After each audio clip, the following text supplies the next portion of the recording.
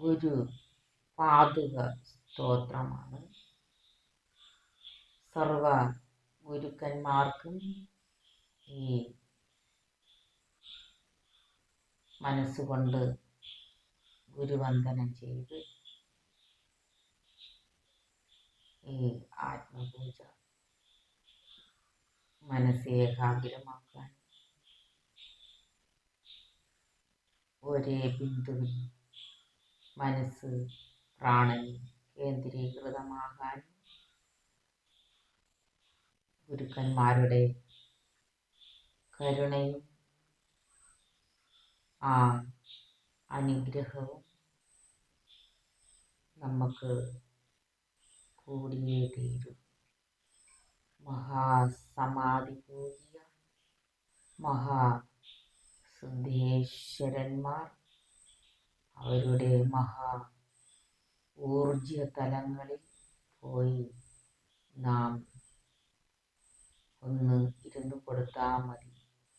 അവരുടെ അനുഗ്രഹം നമുക്ക് കൂടെ ഉണ്ടാവും. നമുക്ക് ചിലപ്പോൾ അറിയാൻ കഴിയില്ല അവരുടെ അനുഗ്രഹങ്ങൾ.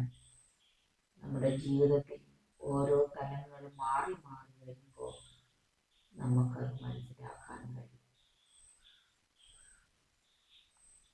മഹാഗുരുക്കന്മാരുടെ കരുണയുണ്ട്. നമ്മുടെ ഓരോ നിമിഷവും നമ്മൾ ആ ഭഗവാന്റെ പാദപത്മങ്ങളിൽ ഒരു പുഷ്പമായെങ്കിലും നമുക്ക് ഈ ജന്മത്തിൽ അർച്ചന ചെയ്യാൻ, അല്ലെങ്കിൽ ഒരു പുഷ്പം മനസ്സുകൊണ്ട് അത് അർപ്പിക്കാൻ ഈ ജന്മത്തിൽ ഭാഗ്യം സിദ്ധിച്ച ഈ അരുമയായ ഈ ജന്മം പുണ്യജന്മം, ഈ മനുഷ്യജന്മം പുണ്യജന്മം അത്രമാത്രം പവിത്രമാണ്.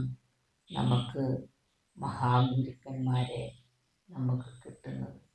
ആ മഹാഗുരുക്കന്മാരെ അവരുടെ ഊർജം, അവരെത്രമാത്രം തപസ്സനുഷ്ഠിച്ച് ആ തപസ്സിൽ കൂടി നേടിയ മഹാപ്രപഞ്ച ഊർജത്തെ തന്നുള്ളിൽ സഹസ്രാരത്തിൽ ഏതിച്ചു നിർത്തി സ്വരൂപസ്ഥിതി പ്രാപിച്ച് സ്വരൂപമായി മാറി ആ ജ്യോതി ആത്മപ്രകാശം ആയി മാറിത്തീർന്ന ചിരഞ്ജീവികളും മഹാഗുരുക്കന്മാരാണ് നമുക്ക് ഈ ജന്മത്തിൽ, ഈ മനുഷ്യജന്മത്തിൽ നമുക്ക് കിട്ടിയത്. അതിൽ പരം ഒരു ഭാഗ്യം ഇനി എന്തുണ്ട്? നമ്മുടെ സമ്പത്ത് ഇത് തന്നെയാണ്. ഗുരുമാഹാത്മ്യം, ഗുരു കടാക്ഷം, ഗുരുവിൻ്റെ അനുഗ്രഹം, ഇത് മാത്രം നമുക്ക് മതി. നമ്മൾ ഈ ജന്മത്തിൽ തൃപ്തരായി ആ സായുജ്യമാവുക. എല്ലാവർക്കും ഈ ഗുരുസ്തോത്രം എല്ലാവരും ഇരുന്ന് എപ്പോഴും എന്തു തുടങ്ങുമ്പോഴും ഈ ഗുരുസ്തോത്രം നിങ്ങൾ പരമാവധി എല്ലാ കാര്യത്തിനു മുൻപേയും നിങ്ങൾ ജപിക്കേണ്ടതാണ്. ഗുരുസ്തോത്രം.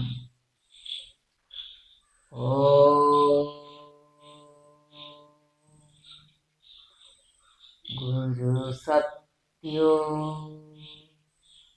ഗുരുബോധോ ഗുരുയോഗോ ഗുരുജ്ഞാനോ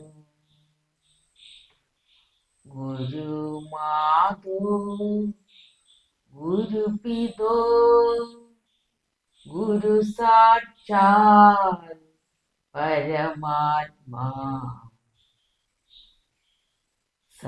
സച്ചിദാനന്ദം ഗുരു സർവം പാദാംബുജം നമാമി. സച്ചിദാനന്ദം